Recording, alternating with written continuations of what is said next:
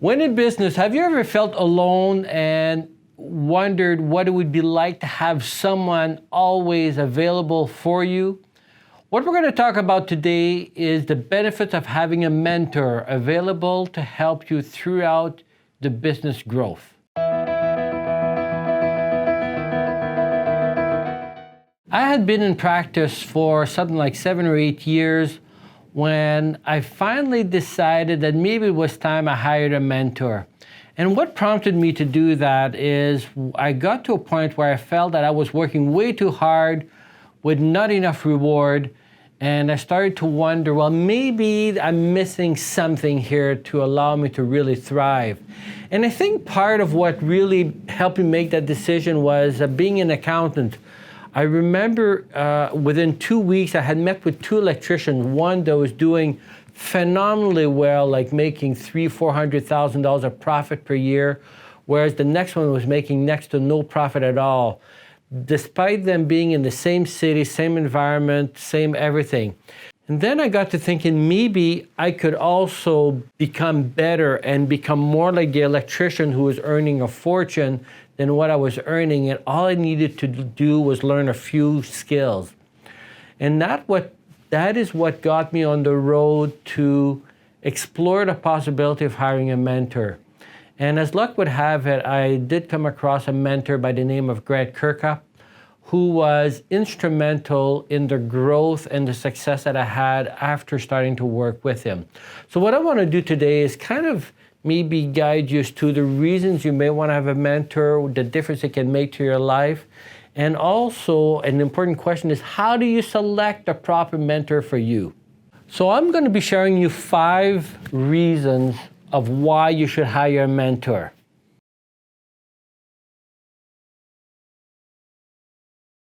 One of the most important reasons for me, anyways, of having a mentor and the benefits it had to me is it provided perspective. It allowed someone to be critical of the decision that I was making, because let's face it, every decision that we make, there's 2 sides of every coin.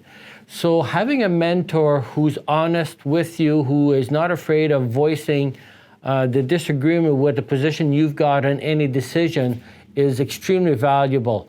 So I found that a mentor will give you a different perspective to every problem that you have and possibly come up with a better solution.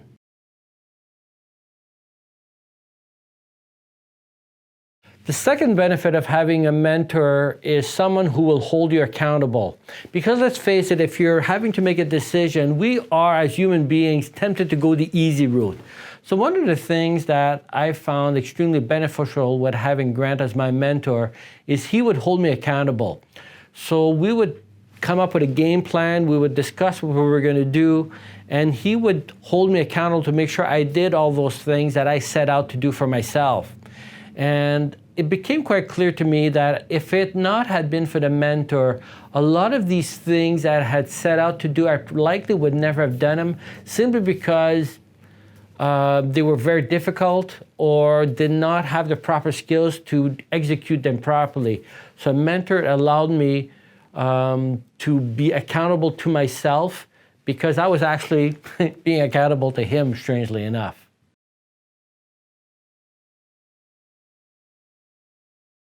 Number 3 is just having a good sounding board. How many times did I have a decision to make? I felt I knew what I needed to do, but I lacked the confidence on how to do it and to do it at all. And just be able to have a sounding board and saying, look, here's the problem, here's what I think about doing, what are your thoughts? And even if he didn't provide tons of additional information, it was extremely valuable because it provided confidence, gave me the confidence that I needed to execute the change or the process that needed to happen. But oftentimes, he also tweaked my ideas just a little bit to make it a little bit better and allow me to execute the function a little bit better.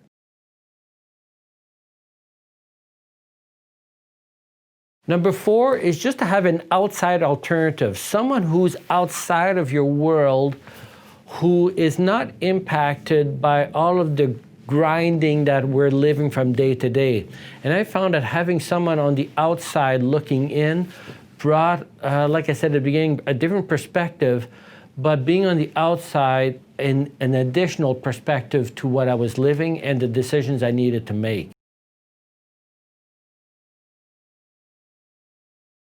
And number 5, which is probably the most important one, is just moral support. There's no doubt that being in business is a grind, and there are times where, more often than I can count, I felt like throwing in the towel and saying, I've had it, this is too much, I don't need this, I want out. And it would have been a bad decision at the time. And having a mentor to kind of help you come back and provide you with just the moral support and not feel alone and not what was happening. The reason I wanted to give up is I felt as if what I was living was something that only I was living, and it was almost abnormal. But just knowing that this is the grind, this is the way it is, this is what everybody goes through, and to give me the pep talk that I needed to overcome the challenges was huge. And I'd say that he was instrumental in me not throwing in the towel when I was extremely tempted to do so.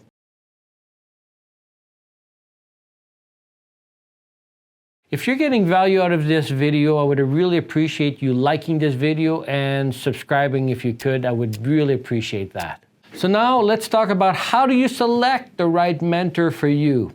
So I'm going to throw a whole bunch of little things at you that will hopefully allow you as a bit of a check mark for you to identify if the mentor that you are possibly selecting for your business is correct for you or not.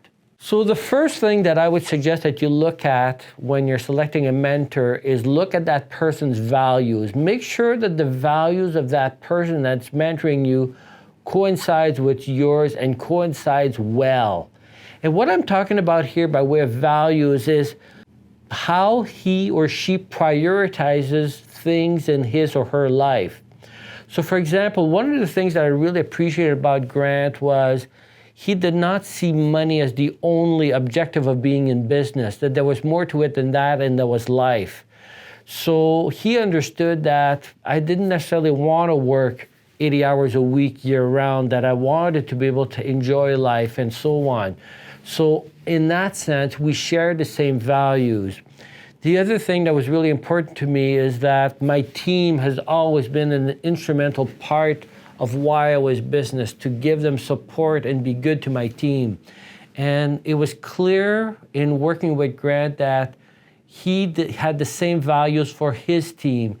He regarded his business and his team the same way I did. So with the same values, and this is just a couple of those values that I'm talking about that we shared, but having those same values and the same priorities of what's important in life allowed me to have a lot more confidence in what he had to say, and it always rang truer to me than with some people that I've worked with who did not share the same values. I gotta say, I'm incredibly excited to be a part of your firm. I mean, the clients you have are absolutely Fuck the clients. Your only responsibility is to put meat on the table. So it's important when you select a mentor, don't be afraid of asking the questions about things that are important in your life to make sure that it coincides so that we are on the same page and making the decisions for the right reasons. And I would even go as far as saying is that you have the same values, even for things that are outside of work, for all the things that are important to you. And for me, for example, it was also like faith in God and things like that. So all of that played a part in the mentorship that I received from Grant.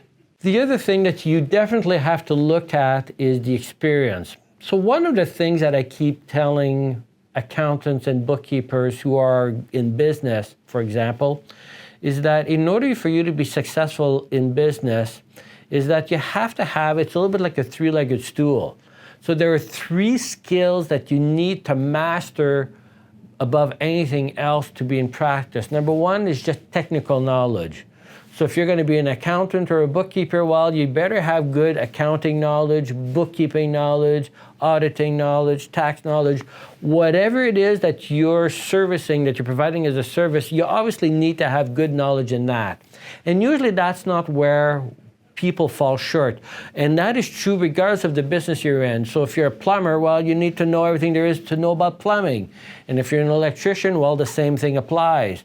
So the technical skills is definitely one of the legs of the three-legged stool. But the other two legs is where most people struggle most when they're self-employed. One of them is marketing. And marketing doesn't only mean the ability to put ads out. I define marketing as the ability to bring in clients in any which way or form, whether it be by word of mouth or whatever. So the ability to attract and retain your clients is what I think falls into marketing. So that is an essential part of business, because without clients and without the ability to attract clients and maintain them, you are not likely going to be in business for long. And the third component is the management. And that is the ability to read the financial statements and understand them and to use them to the best possible way to make your business more successful. It is the ability to motivate your team, your ability to make them productive, your ability to look at the entire business as a whole and make all the necessary decisions that's required for you to be successful. Now, if you're going to hire a mentor, it's kind of nice if they had skills in all three areas. So, but usually the technical skills is probably the one that would be least concerned about, because odds are excellent that your technical skills are probably adequate for you to run your business. Where you might be weaker at, and most businesses are weaker at, is with the other two legs, which is the marketing, that is the ability to attract and maintain clients, and the ability to manage the business. And so when selecting a mentor, I would concentrate on a mentor that's probably better than the last two legs of your stool. That is the possibility of marketing and the ability to be a good manager. So how do you find out whether or not they have those abilities? Well, check their history. So I've seen some people hire mentors, and I've questioned the mentor's ability to properly mentor because all they had in life or experience was university. They had gone to university, taken all the courses, but they'd never put into practice what they had learned. And I always, let's just say, have difficulty in being confident that someone who's never lived it would become a good mentor. So personally, for me anyways, if I was going to hire a mentor, I would want to have someone who's lived the life, who's gone through the grind of being in business, who understands what it's like to have those difficult discussions with your client, who understands what it's like to have an employee that's possibly not towing the line, and to have all of those difficult discussions. And what you learn in school might be all fine and dandy, but it's nothing like being knocked over several times by a really big life stick to really learn a thing or two and be able to then mentor other people with that. And I find that one of the things that I appreciate about Grant is all the problems that I had, that I was bringing to his attention, he had lived those things. He didn't just learn that in school, he had actually lived those things, and it allowed him to better coach me through the process of doing that properly. And now that I'm getting bald and no hair and able to, let's just say, use my own experiences, I find that I am capable of using those experiences in mentoring other people as well. So those are the kind of things that I think you need to look at is check their history. Have they done the things that you're doing as it relates to your business? And are they capable of understanding and providing you with solutions? And finally, the other thing I would look at, of course, is how successful were they? So I'd be a little bit reluctant about hiring someone who's gone bankrupt or who has a business that is not thriving, because then it's kind of the blind leading the blind. So one of the things that I looked for when I hired Grant was, what was his success. And it was clear by the things that I have heard about him and the things that I had seen that Grant knew what he was talking about. He had already lived tremendous amount of success and therefore felt a lot more confident when he provided me with some insight on how to make a certain decision. So again, check their history by way of experience, but also by way of success. One of the things that I find fascinating as I'm mentoring other people is how the same problem keeps coming back time and time again. And I still remember when I was first being mentored with Grant, I would go see him with all of my problems, and he admitted to me that he had also already lived those problems and therefore provided me with solutions to those problems. But what I find really interesting is we moved the clock now forward 20, 30 years, because that was when I was receiving my mentorship, and I'm mentoring other people. They have the same problems that I did 20 years ago, which Grant had 20 years prior to that. So the problems that we have aren't changing. The more the world changes, the more the problems stay the same, it seems. So again, it's something that's fascinating is how the problems remain the same year after year, and therefore, from mentor to mentor to mentor, these are things that can be taught, and therefore, why learn through hard knocks when you can have someone who can make it a lot easier for you and maybe surpass or get over several of these very difficult lessons in a lot less pain and time and money. A few minutes ago, I talked about the three-legged stool, and I talked about how hiring a mentor that had technical skills is not terribly important. Although if you do have one with technical skills, phenomenal, then bonus. But what I've found over the years is that business is business, and you might be surprised. So you might be in the business of maybe being an electrician. But if you come across a plumber who really knows business and knows how to make money, I would not necessarily be reluctant in hiring that plumber to help me with my electrical business, because the business aspect, that is the marketing and the management side of it, is extremely similar from business to business to business.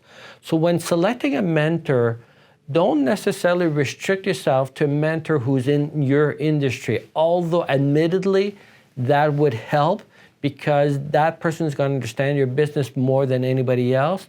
But it's not absolutely critical that they be the exact same industry you're in. Just concentrate on the person's ability to provide you with support as it relates to business in general, the marketing and the management side of it. So that's about it for today. I hope you enjoyed this video. I hope you found it useful. And again, if you have any comments, so for any of you who may possibly already have a mentor, I would really love to hear about what service or how beneficial the mentor has been for you, so that the people looking at this video would have other thoughts other than my own about selecting a mentor. But also, like I said, your thoughts about the whole mentorship experience, how you selected your mentor, and if you find that I've missed anything with regards to how to select a mentor, please add it in the notes below. I would love to hear from you, because the more knowledge that's out there, the better it is for people to share. And finally, don't forget to work on your business and not always in your business, and make the most of every day.